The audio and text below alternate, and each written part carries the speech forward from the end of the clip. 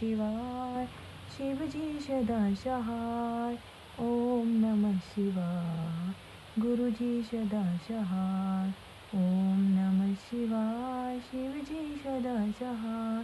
ओम नमः शिवाय। गुरु जी सदा सहाय। जय गुरु जी। शुक्राना गुरु जी।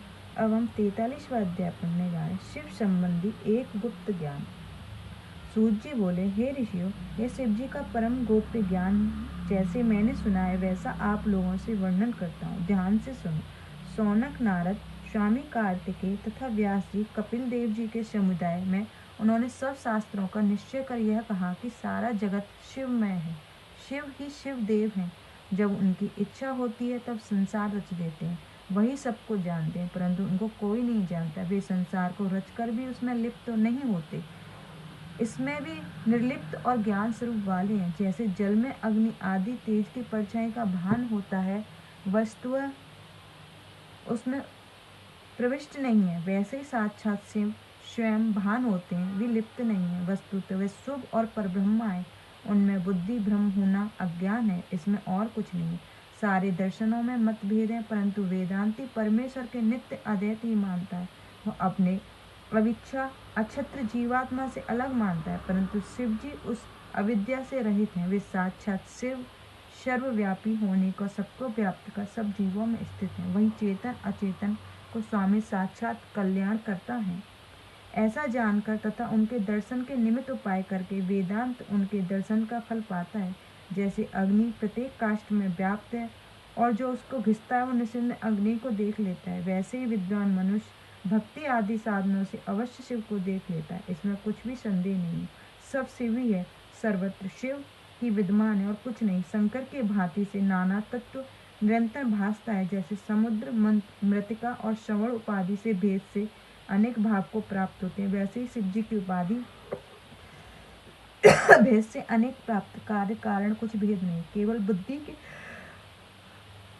भ्रांति से अंतर दिखाता है। भ्रांति का नाश हो जाए तो भेद दूर हो जाता है। जैसे बीज से वृक्ष अनेकता को प्राप्त होता है, अंत में बीज ही शेष रहता है, उसका वृक्ष नष्ट हो जाता है, वैसे ही ज्ञानी बीज भी प्रकृति को वृक्ष मानता है, ज्ञानी उसकी निवृत्ति है, इसमें कोई विचार नहीं। सारा जगत शिव है, सारा जगत में ही शिव है, दोनों में कुछ अंतर नहीं। वह कैसे अनेक प्रकार के दिखता है और किस प्रकार एकता का ही दिखती है, यह प्रश्न है। अतः जैसे मनुष्य को एक सूर्य के जल आदि में अनेक सूर्य दिखाई पड़ते हैं, वैसे ही शिव एक ही है जो भ्रांति से अनेक भासते हैं। जैसे आकाश सब जगह व्याप्त होकर भी स्पष्टता में नहीं बद्ध होता, वैसे ही सर्वत्र व्यापक परमात्मा कभी बद्ध नहीं होता।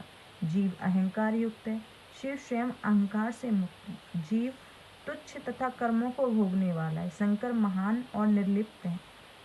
तब जैसे श्रवण आदि तापने से पहले के समान शुद्ध हो जाते हैं, वैसे ही संस्कार करने से अहंकारी जीव भी शुद्ध हो जाता है। इसके लिए प्रथम गुरु को स्मरण करे, जिन्हें पाकर जीव को ज्ञान प्राप्त हो जाए। जब जीव अहंकार से छूटकर निर्मल एवं बुद्धिमान हो जाता है, तब शिव के प्रसाद से शिव भाव को प्राप्त होता है, परंतु शरीर से रहित है। जो प्रिय वस्तु को पाकर हर्ष नहीं करता और अप्रिय को पाकर क्रोध नहीं करता, वह ज्ञानी है। मुक्ति का इच्छुक योग से अथवा तत्वों के विचार से शरीर त्यागता है। इसी प्रकार जो सदा शिव में लीन है, वह व्यथाओं से मुक्त होकर ज्ञान मूल अध्यात्मा को प्राप्त होता है। उसे उन शिव की फिर भक्ति प्राप्त होती है, फिर भक्ति से प्रेम और प्रेम से श्रवण, श्रवण से सत्संग और सत्संग से विज्ञान तथा गुरु की प्राप्ति होती है। और जब गुरु मिल जाता है, वह निश्चय ही मुक्त हो जाता है। इसी प्रकार जो नित्य शिव को भजता है, वह ज्ञानवान हो जाता है। शिव की अति से भक्ति व अंत मुक्ति को प्राप्त होता है, इसमें संदेह नहीं है।